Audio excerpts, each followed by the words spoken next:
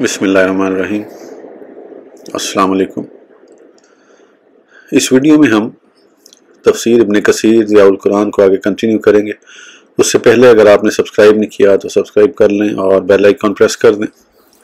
تو شروع کرتے ہیں سورہ نساء۔ سورہ نساء مدینہ۔ حضرت ابن عباس رضی اللہ عنہ فرماتے ہیں کہ یہ سورت مدینہ منورہ میں نازل ہوئی۔ حضرت عبداللہ بن زبیر رضی اللہ عنہ اور زید بن ثابت رضی اللہ عنہ سے بھی یہی مروی ہے۔ حضرت عبداللہ بن عباس سے روایت ہے۔ حضرت عبداللہ بن مسعود رضی اللہ عنہ فرماتے ہیں کہ سورہ نساء میں 5 آیات ایسی ہیں کہ اگر ان کے بدلے میں مجھے دنیا و مافیہ مل جائے تب بھی خوش نہ ہوں۔ نمبر 1، ان اللہ لا یظلم مثقال ذرۃ۔ سورہ نساء۔ ترجمہ، اللہ کسی پر ذرہ برابر ظلم نہیں کرتا۔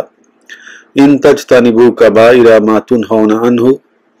اگر تم کبائر سے پرہیز کرو گے تو اللہ تعالیٰ تمہارے صغیرہ گناہ بھی معاف فرما دے گا۔ ان اللہ لا یغفر ان یشرک بہ ویغفر ما دون ذلک لمن یشاء۔ ترجمہ، بے شک اللہ تعالیٰ نہیں بخشتا اس کو کہ شریک ٹھہرایا جائے اس کے ساتھ، اور بخش دیتا ہے اس کے ماں سوا جتنے جرائم ہوں جس کے لیے چاہتا ہے۔ اور چوتھی آیت، وَلَوْ أَنَّهُمْ إِذْ ظَلَمُوا أَنفُسَهُمْ جَاءُوكَ۔ ترجمہ، اور اگر یہ لوگ جب ظلم کر بیٹھے تھے اپنے آپ پر، آپ کے پاس حاضر ہوتے اور مغفرت طلب کرتے اللہ تعالیٰ سے، نیز رسول صلی اللہ علیہ وسلم ان کے مغفرت طلب کرتا تو وہ ضرور اللہ تعالیٰ کو توبہ قبول کرنے والا اور نہایت رحم کرنے والا پاتے۔ حاکم نے اس روایت کے بارے میں کہا ہے کہ اس کی اسناد صحیح ہے، لیکن اس کے ایک راوی عبد الرحمن کے اپنے باپ سے سننے میں اختلاف ہے۔ عبدالرزاق کی اس روایت میں آیت وَلَوْ أَنَّهُمْ إِذْ ظَلَمُوا کی جگہ آیت وَمَن يَعْمَلْ سُوءًا أَوْ يَظْلِمْ نَفْسَهُ ثُمَّ يَسْتَغْفِرِ اللَّهَ يَجِدِ اللَّهَ غَفُورًا رَحِيمًا۔ ترجمہ، جس شخص سے کوئی برا کام ہو جائے، اپنے نفس پر کوئی زیادتی کر گزرے، پھر اللہ تعالیٰ سے معافی طلب کرے، بے شک اللہ تعالیٰ کو معاف کرنے والا اور مہربان پائے گا۔ ان دونوں حدیثوں میں تطبیق اس طرح ہو سکتی ہے کہ پہلی حدیث میں ایک آیت کا بیان رہ گیا تھا جس کا ذکر دوسری حدیث میں آ گیا، یا یہ کہ ان اللہ لا یظلم مثقال ذرۃ سورہ نساء کو مکمل آیت شمار کیا جائے اور ان تاکو حسنۃ کے الگ آیت شمار کیا جائے تو دونوں حدیثوں میں 5 آیات ہو گئیں۔ واللہ اعلم۔ حضرت عبداللہ بن عباس رضی اللہ عنہ سے مروی ہے کہ اس صورت میں 8 آیات ایسی ہیں جو امت محمدیہ کے لیے ہر اس چیز سے بہتر ہیں جس پر سورج طلوع ہوتا اور غروب ہوتا ہے۔ یرید اللہ لیبین لکم، دوسری واللہ یرید ان یتوب علیکم، تیسری یرید اللہ ان یخفف عنکم۔ 5 آیات وہی ہیں جو حضرت ابن مسعود رضی اللہ عنہ سے مروی ہیں۔ حضرت عبداللہ بن عباس رضی اللہ عنہ سے مروی ہے کہ آپ فرمایا کرتے تھے، اے لوگو مجھ سے سورہ نساء کے بارے میں پوچھو، میں نے قرآن پاک اس وقت پڑھ لیا تھا جب میں چھوٹا سا تھا۔ بسم اللہ الرحمن الرحیم۔ اللہ کے نام سے شروع کرتا ہوں جو بہت ہی مہربان ہمیشہ رحم فرمانے والا ہے۔ سورہ نساء آیت نمبر 1، یا ایھا الناس اتقوا ربکم الذی خلقکم من نفس واحدۃ وخلق منها زوجها وبث منہما رجالا کثیرا ونساء واتقوا اللہ الذی تساءلون بہ والارحام ان اللہ کان علیکم رقیبا۔ ترجمہ، اے لوگو ڈرو اپنے رب سے جس نے پیدا فرمایا تمہیں ایک جان سے اور پیدا فرمایا اسی سے جوڑا اس کا، اور پھیلا دیے ان دونوں سے مرد کثیر تعداد میں اور عورتیں کثیر تعداد میں، اور ڈرو اللہ تعالیٰ سے، وہ اللہ مانگتے ہو تم ایک دوسرے سے اپنے حقوق اس کے واسطے سے، اور ڈرو رحموں کے قطع کرنے سے، بے شک اللہ تعالیٰ تم پر ہر وقت نگران ہے۔ تفسیر، یا ایھا الناس اتقوا، اللہ تعالیٰ نے اپنی مخلوق کو تقوی کا حکم فرمایا ہے، اور یہاں تقوی سے مراد یہ ہے کہ صرف اللہ کی عبادت کی جائے، اور اس کے بعد اپنی اس قدرت کی طرف بھی اشارہ کیا ہے جس کے ذریعے تمام مخلوق کو ایک نفس یعنی حضرت آدم سے پیدا کیا، اور پھر انہی سے ان کی زوجہ حضرت حوا علیہ السلام کی پیدائش ان کی بائیں پسلی سے ہوئی۔ آپ نیند سے بیدار ہوئے تو حضرت حوا کو اپنے سامنے پا کر خوش ہوئے، اور دونوں ایک دوسرے کو دیکھ کر باہم مانوس ہو گئے۔ حضرت ابن عباس رضی اللہ عنہ فرماتے ہیں کہ عورت مرد سے پیدا ہوئی اس لیے اس کی حاجت و شہوت بھی مرد کے ساتھ وابستہ ہے، مرد زمین سے پیدا ہوا اس لیے اس کی حاجت زمین کے ساتھ وابستہ ہے۔ بس تم اپنی عورتوں کی حفاظت کرو۔ رسول اللہ صلی اللہ علیہ وسلم نے فرمایا کہ عورت کو پسلی سے پیدا کیا گیا اور سب سے اوپر والی پسلی زیادہ ٹیڑھی ہوتی ہے۔ اگر تم اسے سیدھا کرنے کی کوشش کرو گے تو یہ ٹوٹ جائے گی، اور اگر اسے اسی طرح ٹہرا رہنے دو تو تم لطف اندوز ہوتے رہو گے۔ وَبَثَّ مِنْهُمَا رِجَالًا، اللہ تعالیٰ نے آدم علیہ السلام اور حوا علیہ السلام سے بہت سے مرد اور عورتیں پیدا کی اور ان کو دنیا کے اطراف و اکناف میں پھیلا دیا، جن کے رنگ و روپ، صفات اور زبانیں مختلف ہیں، اور پھر آخر کار یہ سب لوگ اللہ کی بارگاہ میں حاضر ہوں گے۔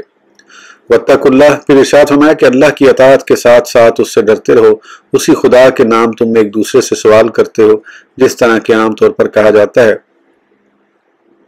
کہ میں اللہ تعالیٰ اور قرابت داری کے نام پر سوال کرتا ہوں۔ ضحاک فرماتے ہیں کہ اس کا مفہوم یہ ہے کہ اس اللہ سے ڈرو جس کے نام پر تم معاہدے کرتے ہو، اور قطع رحمی سے بچو اور صلہ رحمی اختیار کرو۔ ایک قرات میں ارحام میں بھی پڑھا گیا ہے، یعنی اللہ تعالیٰ کے نام پر اور رشتہ داری کے واسطے۔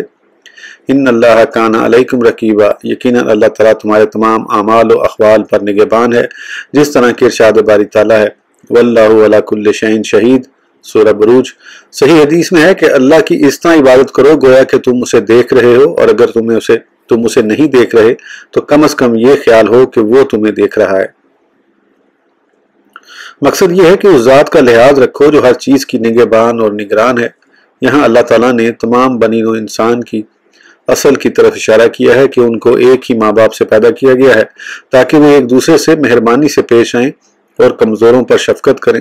حضرت جریر بن عبداللہ بجلی روایت کرتے ہیں کہ جب قبیلہ مزمر کے چند لوگ رسول اللہ صلی اللہ علیہ وسلم کی خدمت میں اس حال میں حاضر ہوئے کہ غربت و فقر کی وجہ سے ان کے جسم پر صرف ایک چادر تھی، ان کی یہ حالت دیکھ کر رسول اللہ صلی اللہ علیہ وسلم نے نماز ظہر کے بعد خطبہ ارشاد فرمایا جس میں یہ آیات تلاوت فرمائیں، یا ایھا الناس اتقوا ربکم الذی خلقکم، اور دوسری یا ایھا الذین آمنوا اتقوا اللہ ولتنظر نفس ما قدمت لغد۔ ترجمہ، اے ایمان والو، اللہ سے ڈرتے رہا کرو اور ہر شخص کو دیکھنا چاہیے کہ اس نے آگے کل کے لیے کیا بھیجا ہے۔ اور پھر آپ نے صحابہ کرام کو صدقہ و خیرات کی ترغیب دلائی تو ہر ایک نے اپنی استطاعت کے مطابق درہم و دینار، گندم اور کھجوریں صدقہ کی۔ اور مسند امام احمد کی روایت میں ہے کہ آپ نے 3 آیات تلاوت فرمائیں جن میں تیسری آیت یا ایھا الناس اتقوا ربکم تھی۔ سورہ نساء آیت نمبر 2 سے لے کر 4 یعنی 2، 3، 4 وَآتُوا الْيَتَامَى أَمْوَالَهُمْ وَلَا تَتَبَدَّلُوا الْخَبِيثَ بِالطَّيِّبِ وَلَا تَأْكُلُوا أَمْوَالَهُمْ إِلَىٰ أَمْوَالِكُمْ إِنَّهُ كَانَ حُوبًا كَبِيرًا وَإِنْ خِفْتُمْ أَلَّا تُقْسِطُوا فِي الْيَتَامَى فَانكِحُوا مَا طَابَ لَكُم مِّنَ النِّسَاءِ مَثْنَىٰ وَثُلَاثَ وَرُبَاعَ فَإِنْ خِفْتُمْ أَلَّا تَعْدِلُوا فَوَاحِدَةً أَوْ مَا مَلَكَتْ أَيْمَانُكُمْ ذَلِكَ أَدْنَىٰ أَلَّا تَعُولُوا وَآتُوا النِّسَاءَ صَدُقَاتِهِنَّ نِحْلَةً فَإِنْ طِبْنَ لَكُمْ عَنْ شَيْءٍ مِّنْهُ نَفْسًا فَكُلُوهُ هَنِيئًا مَرِيئًا۔ ترجمہ، اور دے دو یتیموں کو ان کے مال اور نہ بدلو اپنی ردی چیز کو ان کی عمدہ چیز سے، اور نہ کھاؤ ان کے مال اپنے مالوں سے ملا کر، واقعی یہ بہت بڑا گناہ ہے۔ اور اگر ڈرو تم اس سے کہ نا انصاف کر سکو گے تم یتیم بچوں کے معاملے میں تو ان سے نکاح نہ کرو، اور نکاح کرو جو پسند آئیں تمہیں ان کے علاوہ دوسری عورتوں سے، 2، 3، 3 اور 4، اور اگر تمہیں یہ اندیشہ ہو کہ تم ان میں عدل نہیں کر سکو گے تو پھر ایک ہی یا کنیزیں جن کے مالک ہوں تمہارے دائیں ہاتھ یہ زیادہ قریب ہے اس کے کہ تم ایک ہی طرف نہ جھک جاؤ، اور دیا کرو اپنی عورتوں کو ان کے مہر خوشی خوشی، پھر اگر وہ بخش دیں تمہیں کچھ اس سے خوش دلی سے تو کھاؤ اسے لذت حاصل کرتے ہوئے، خوشگوار سمجھتے ہوئے۔ تفسیر، وَآتُوا الْيَتَامَى أَمْوَالَهُمْ وَلَا تَتَبَدَّلُوا، اس آیت میں اللہ تعالیٰ حکم دے رہا ہے کہ یتیم بچے جب بالغ ہو جائیں تو ان کے اموال مکمل طور پر ان کے سپرد کر دیے جائیں، اور اس کے ساتھ ساتھ یتیم کا مال کھانے اور اس کو اپنے مال کے ساتھ ملانے سے منع فرمایا ہے۔ اسی لیے ارشاد فرمایا کہ حلال مال کو حرام مال سے نہ بدلو۔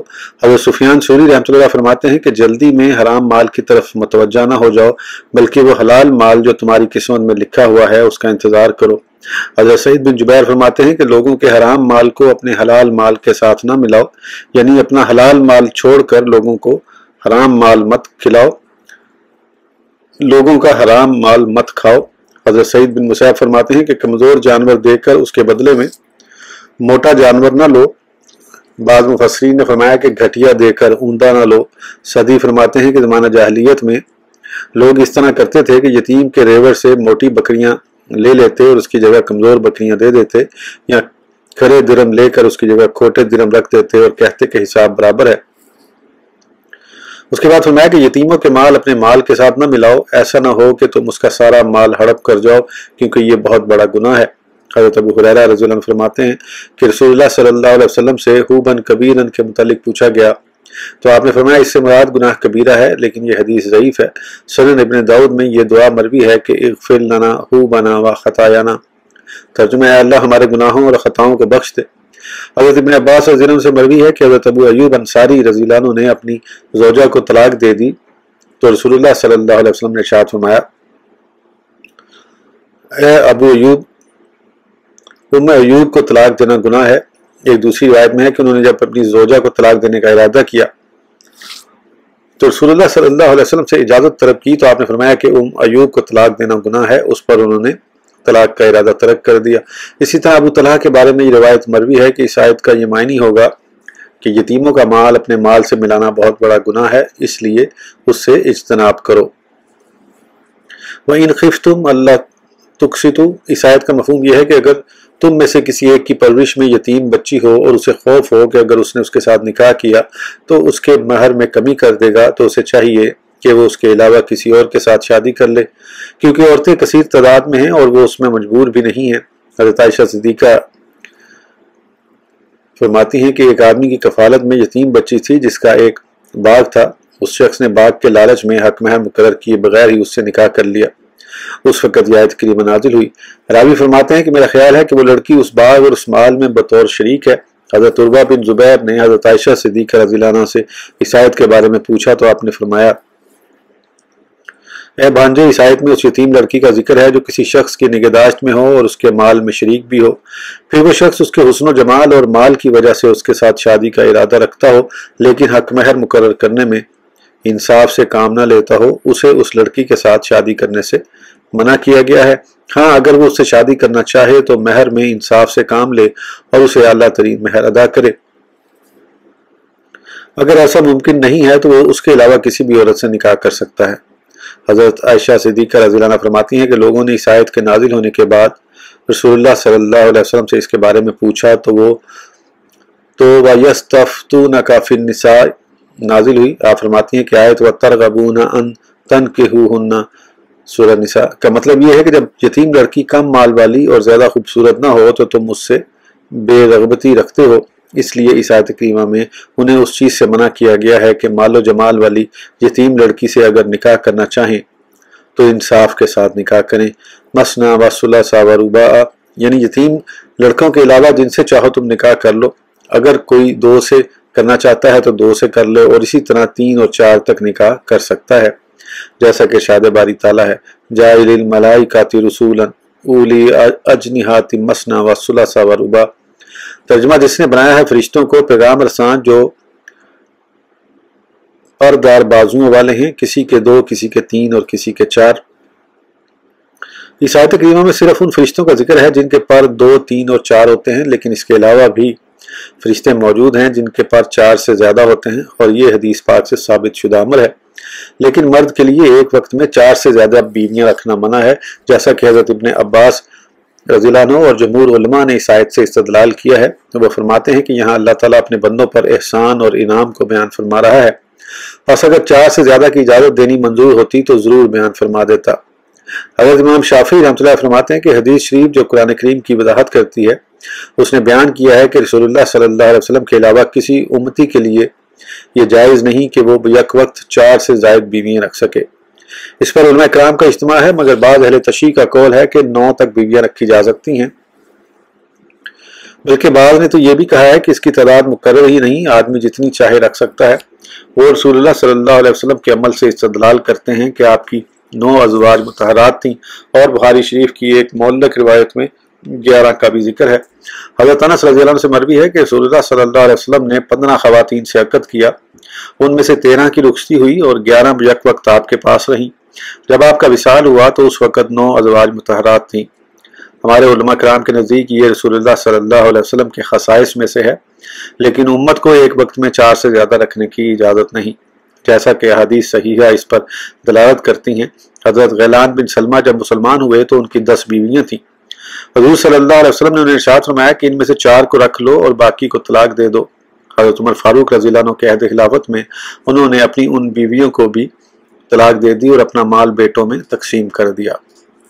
جب حضرت عمر رضی اللہ عنہ کو یہ معلوم ہوا تو آپ نے فرمایا کہ شاید شیطان نے تمہارے دل میں یہ بات ڈال دی ہے کہ تم عنقریب مرنے والے ہو، اس لیے تم نے اپنی بیویوں کو طلاق دے کر اپنا مال بیٹوں میں تقسیم کر دیا ہے۔ میں تمہیں حکم دیتا ہوں کہ اب تم اپنی بیویوں سے رجوع کرو اور اپنے بیٹوں سے اپنا مال واپس لے لو۔ اگر تم نے ایسا نہ کیا تو میں تمہارے مرنے کے بعد تمہاری متعلقہ بیویوں کو تمہارا وارث بنا دوں گا اور لوگوں کو حکم دوں گا کہ وہ تمہاری قبر پر سنگباری کریں۔ اس طرح ابو رغال کی قبر پر سنگباری کی گئی۔ مرفوع حدیث تو ترمذی، ابن ماجہ، دارقطنی اور بہقی وغیرہ میں موجود ہے، لیکن حضرت عمر رضی اللہ عنہ کے یہ واقعہ صرف مسند امام احمد میں ملتا ہے۔ یہ زیادتی حسن ہے، اگرچہ امام بخاری نے اس کو ضعیف قرار دیا ہے اور اس کی دوسری سند کو ذکر کر کے اسے غیر محفوظ کہا ہے، مگر ان کی یہ بات محل نظر ہے۔ اس کو عبدالرزاق نے معمر سے اور امام مالک نے زہری سے مرسلاً روایت کیا ہے۔ ابو ذرا نے کہا ہے کہ یہی زیادہ اصح ہے۔ اس کے علاوہ مسند امام احمد کی روایت کے تمام راوی ثقہ ہیں اور شیخین کی مقرر کردہ شرائط ان میں موجود ہیں۔ سنن نسائی میں ہے کہ وہ 10 عورتیں بھی صحابی کے ساتھ مسلمان ہو گئی تھیں۔ اس حدیث سے معلوم ہوا کہ اگر 4 سے زیادہ بیویاں رکھنا جائز ہوتا تو رسول اللہ صلی اللہ علیہ وسلم صحابی کو 10 کی 10 بیویاں رکھنے کی اجازت دے دیتے، حالانکہ وہ سب مسلمان بھی ہو گئی تھیں۔ اس کے باوجود بھی رسول اللہ صلی اللہ علیہ وسلم نے حکم دیا کہ 4 کو رکھ لو اور باقی کو چھوڑ دو، سو ثابت ہوا کہ 4 سے زیادہ بیویاں رکھنا جائز نہیں، واللہ اعلم بالصواب۔ اسی طرح ایک دوسری روایت حضرت عمیرہ اسدی فرماتے ہیں کہ میں مسلمان ہوا تو میری 8 بیویاں تھیں، میں نے رسول اللہ صلی اللہ علیہ وسلم سے ذکر کیا تو آپ نے فرمایا کہ ان میں سے 4 رکھ لو۔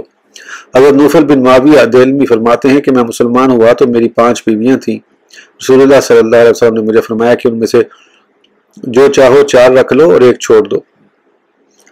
میں نے ان میں سے سب سے بوڑھی 60 سالہ بانجھ کو طلاق دے دی۔ یہ تمام روایات پہلی مذکورہ حدیث کی مؤید ہیں۔ فَإِنْ خِفْتُمْ أَلَّا تَعْدِلُوا، یعنی اگر تمہیں خوف ہو کہ تم عورتوں کے درمیان انصاف نہ کر سکو گے تو پھر ایک پر ہی اکتفا کرو یا پھر لونڈیاں رکھ لو، اور ایک دوسرے مقام پر ارشاد باری تعالیٰ ہے وَلَن تَسْتَطِيعُوا أَن تَعْدِلُوا بَيْنَ النِّسَاءِ وَلَوْ حَرَصْتُمْ، ترجمہ تم بیویوں کے درمیان پورا انصاف کرنے کی ہرگز طاقت نہیں رکھتے اگرچہ تم اس کے بڑے خواہش مند بھی ہو۔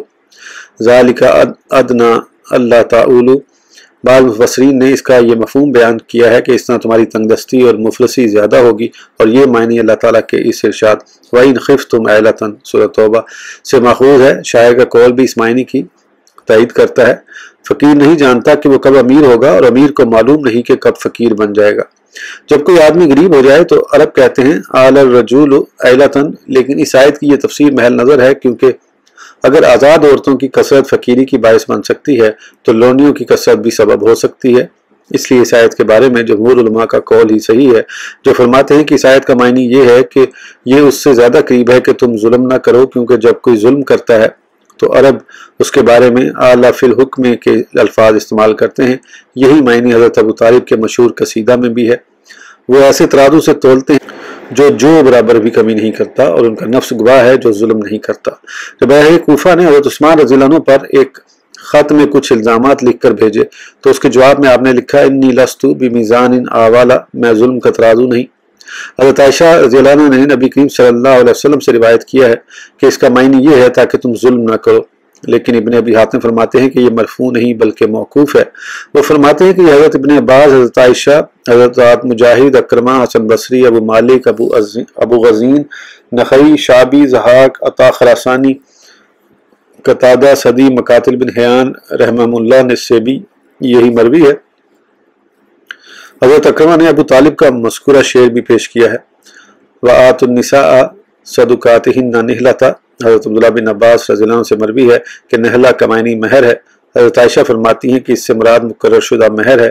ابن زیاد نے فرمایا ہے کہ نہلہ کا لفظ کلام عرب میں واجب کے معنی میں بھی استعمال ہوتا ہے، اور اس آیت کا مفہوم ہے کہ عورت کا مہر مقرر کیے بغیر اس سے شادی نہ کرو، کیونکہ نبی کریم صلی اللہ علیہ وسلم کے بعد کسی کو یہ حق حاصل نہیں کہ وہ واجب مہر کے بغیر کسی عورت سے نکاح کرے۔